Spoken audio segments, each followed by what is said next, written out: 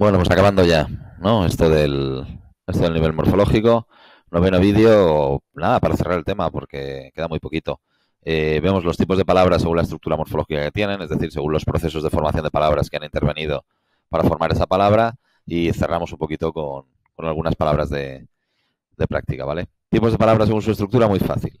Recordar que esto se pone en la tercera parte del análisis cuando hemos explicado la evolución de la palabra, hemos hecho la estructura morfológica a través de los corchetes.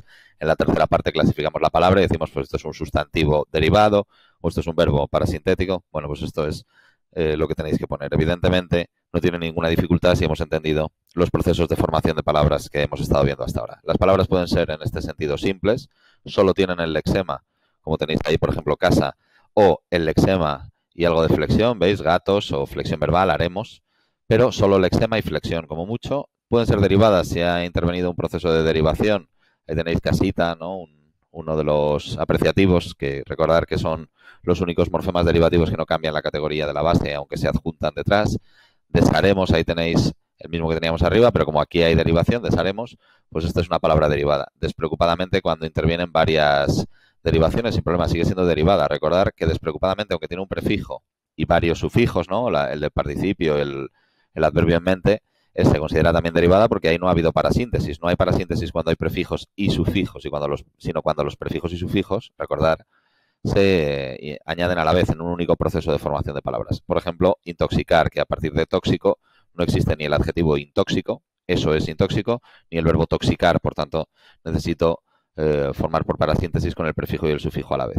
Claramente, existen palabras que pueden ser, por ejemplo, parasintéticas y derivadas, ¿no? Por ejemplo, de bobo, embobar y luego embobado sería una derivación a partir de una parasintética, pero en este caso basta con que indiquéis el proceso de formación de palabras más relevante, la parasíntesis. Si además queréis decir parasintética y derivada, pues no hay problema. Y compuestas, pues sacacorchos, paticortos, las que hemos visto en el último vídeo de unión de dos lexemas, ¿no?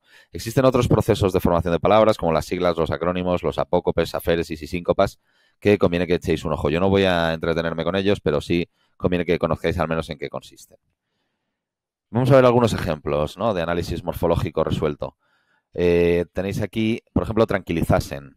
Partiendo del lexema tranquilo, un adjetivo, derivamos a tranquilizar, el verbo. Ya veis aquí que tengo un morfema derivativo que es izar, que va a tener incluido dentro de él la vocal temática, porque tranquilizar es un verbo de la primera conjugación, y luego en un único paso de flexión verbal, no os olvidéis, tranquilizasen.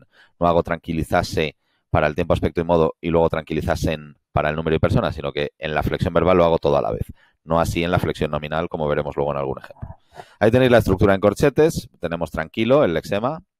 Tranquilizar, ¿no? Aquí veis que el morfema derivativo sufijo es tranquilizar, todo ello, izar. Y luego morfema flexivo de tiempo, aspecto, modo, SE, y morfema flexivo de número y persona, N. Como veis, aquí habíamos hecho un único paso de flexión verbal, pero aquí señalamos los dos monemas. También hemos dicho que la vocal temática, la A, está dentro del morfema derivativo sufijo izar. Y esto es un verbo que se clasifica como derivado, ciertamente porque hay un proceso de derivación, en tercera plural del imperfecto de subjuntivo. Poco más que comentar en esta palabra. Desmotivados, algo más extensa. Empezamos por el sustantivo motivo y ya veis que esta vocal temática, la A del verbo motivar, de la primera conjugación, me ha convertido el sustantivo motivo en el verbo motivar. Luego ahí tenemos un caso de derivación. Se vuelve a derivar con el prefijo desmotivar y una vez más, a partir del verbo, formo el participio desmotivado. Y una vez tengo el participio desmotivado sin indicar en un primer momento la flexión de género, porque si no estaría haciendo a la vez derivación y flexión, paso de desmotivado al masculino desmotivado y al plural desmotivados.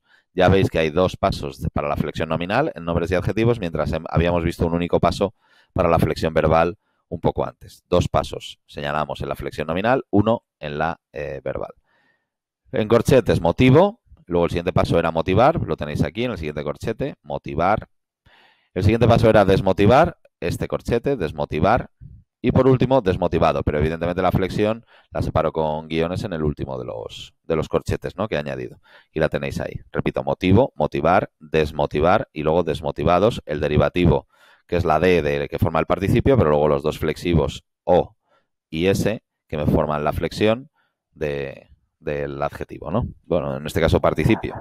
Lo clasifico como adjetivo o participio, derivado, puesto que hay derivación, varias derivaciones, masculino y singular. Polideportivo. Primera apreciación aquí. Voy a entender que polideportivo es un adjetivo, es decir, que puede ser polideportivo o polideportiva, como cuando hablamos, yo que sé, de ejercicio polideportivo, por ejemplo. No que es un polideportivo, ¿vale? Porque lo digo porque lo voy a flexionar. Vamos a entender que existen polideportivos y polideportivas y para ello debo entender que este es el adjetivo, porque si fuera el sustantivo, evidentemente como sustantivo no existe una polideportiva, ni me voy a la polideportiva a trabajar, ¿no? Así que lo consideraré adjetivo porque siempre que pueda elegir entre dos opciones creo que cabe escoger la más compleja. Si la palabra me ha aparecido en un contexto determinado y me piden analizarla, yo puedo descubrir en ese contexto si es sustantivo o adjetivo, pero si no, creo que debo probar a entender que es el caso más complejo. Luego, segunda apreciación. Poli lo voy a considerar en este caso lexema, no es obligatorio. Ya vimos en uno de los primeros vídeos que lo podíamos considerar morfema, porque de las dos propiedades del lexema cumple solo una. En este caso lo tenéis aquí anotado. Lo considero como lexema porque tiene significado. Poli significa mucho, pero pero no es capaz de formar una palabra en castellano. Poli no es una palabra en castellano. Pues ahí lo tenéis anotado como corresponde. Y luego, la otra raíz de la que voy a partir en mi análisis es deporte.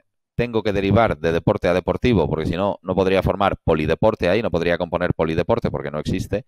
Luego, antes de formar polideporte, debo formar deportivo. Y ahora ya puedo componer con poli y deportivo, polideportivo. Y por último, flexionarlo como os decía antes.